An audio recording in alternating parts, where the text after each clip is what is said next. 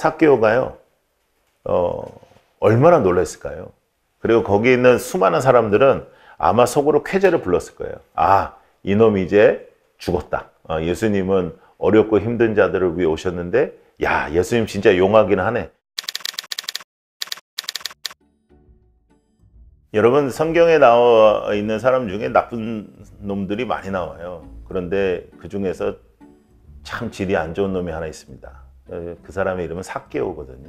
삭개오란 사람이요, 세금을 걷는 사람이었잖아요. 우리가 딱 벌써 세금 하면 벌써 기분이 나쁜데, 이 사람 세금 걷는 사람인데, 이 사람은 그 로마에 붙어가지고 이스라엘 사람들의 세금을 걷는 사람이었어요.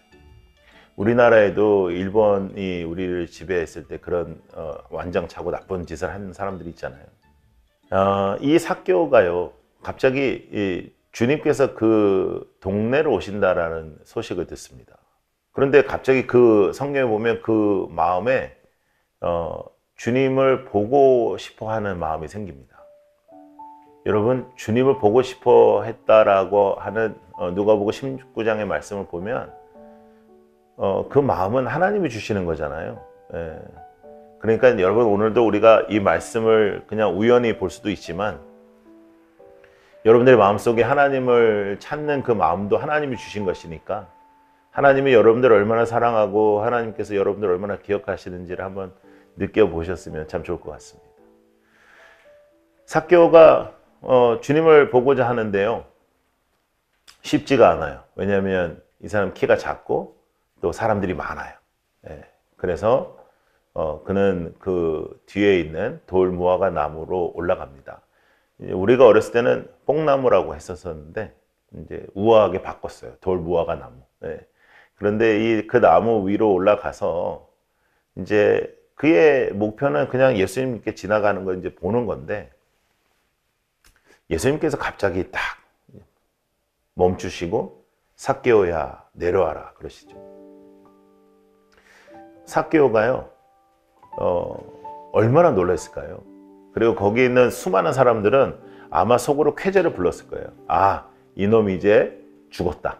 예수님은 어렵고 힘든 자들을 위해 오셨는데, 야, 예수님 진짜 용하긴 하네. 예수님께서 다 아시네. 이제 넌 죽었다. 이렇게 생각했을 거예요. 그런데 아주 뜻밖의 말씀을 하십니다.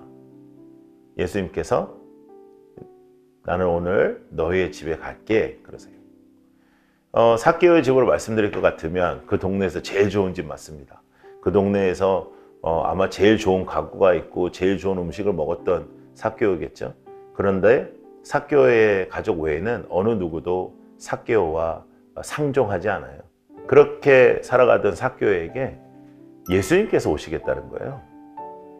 삭개오가 그때부터 정신을 못 차리겠죠. 그리고 막 종들을 불러서 막 먼저 보내고 아마 큰 잔치를 준비했겠죠.